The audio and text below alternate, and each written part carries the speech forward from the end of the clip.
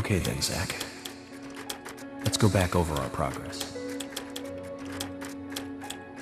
First, the victim, Anna's death. She was found hanging from a tree in the forest. She was cut open with a knife from her chest down to her stomach. That was the direct cause of death. The strangulation marks and skull fracture were caused after death. Her tongue was also bit off, and I found something inside her mouth. Do you remember what that was, Zach?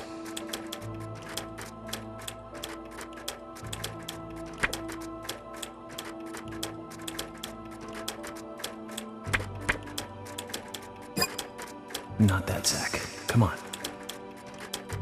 Try again, okay?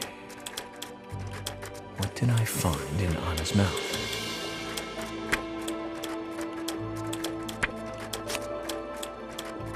That's right. We found the same red seed in her mouth. According to Emily, it was raining when Anna was killed, but traces of tears were still evident on her face.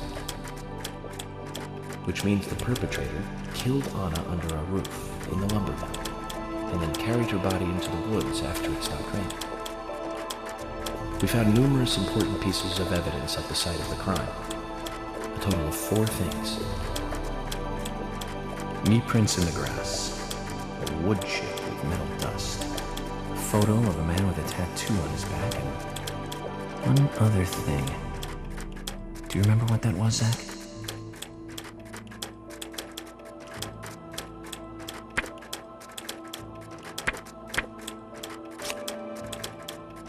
That's right, a broken stiletto heel. Aligning this with the other evidence suggests that 2 people came into contact with Anna's body prior to it being discovered by us. Those being the perpetrator who killed Anna and Miss Stiletto Heel. There is also the possibility that a third party carried Anna to the woods. That means we could be dealing with 3 people. 2 or 3 people. In any case, Miss Stiletto Heel may have vital information. We need to find her next. We didn't use forensic methods, but we're still closing in on the criminal.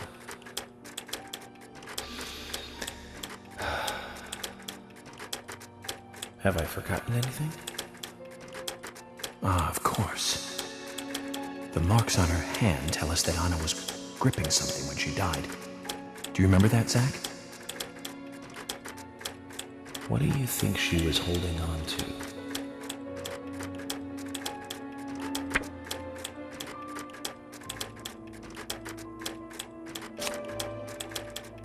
That's right, a round object. The marks on her hand suggest a peace mark. The man in the photo found in the woods had a tattoo of an upside-down peace mark on his back.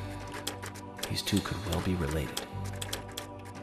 But we don't know for sure. Next, the townfolk. A few are worthy of special attention. Carol McLean, the singer and bar owner. She's Thomas's sister. Then there's Nick Cormack, the owner of the diner. Both of them seem to be hiding something. There's Diane, the owner of the art gallery, who's out of town.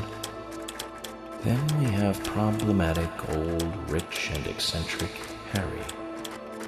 Both will be tough to crack. Well, we just have to go one by one. I've been thinking, one of the biggest rewards here is the fantastic food.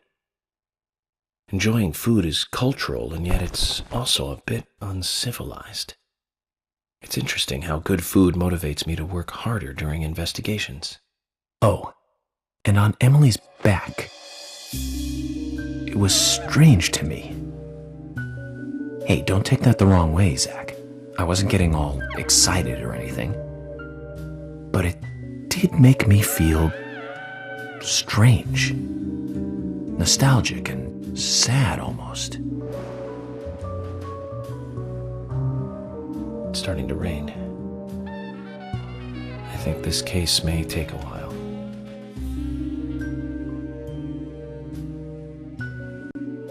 Emily! Lunchtime, Emily!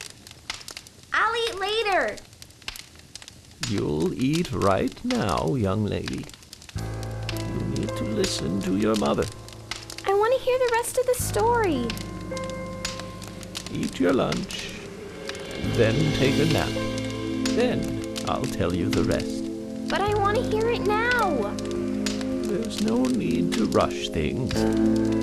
You must live your life at the pace that is right for you. Honey, are you coming?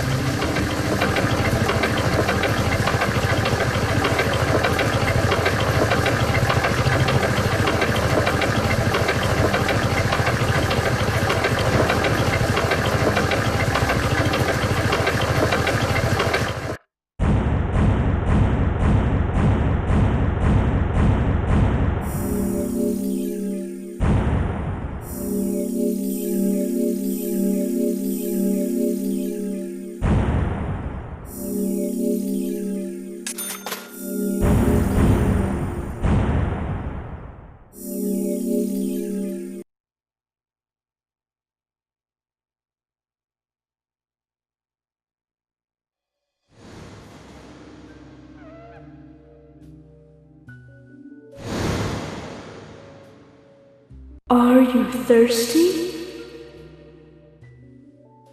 You must be very thirsty. You only take milk with your coffee? Coffee with milk, that's all.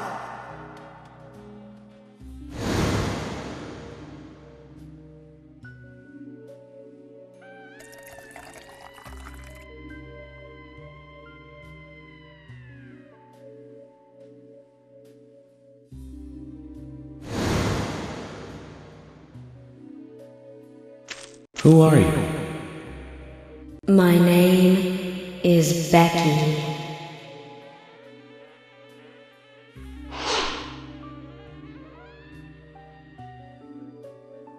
What are you doing here? My name is Becky. Anna's friend? My name is Becky. After your throat is quenched, you must do what you must do. Take a sip of coffee and go.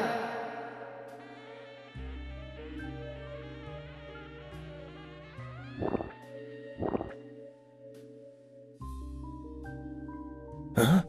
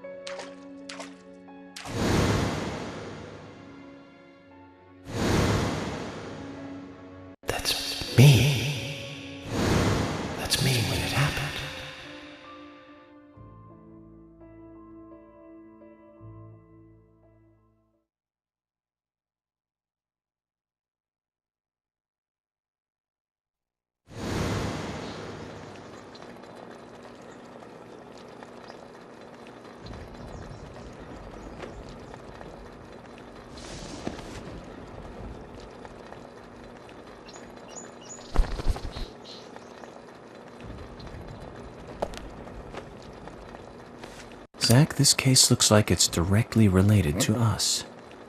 I do not know how yet, but I do know I need some coffee. George said he'd have someone pick us up in the parking lot. Let's get some breakfast with Polly first.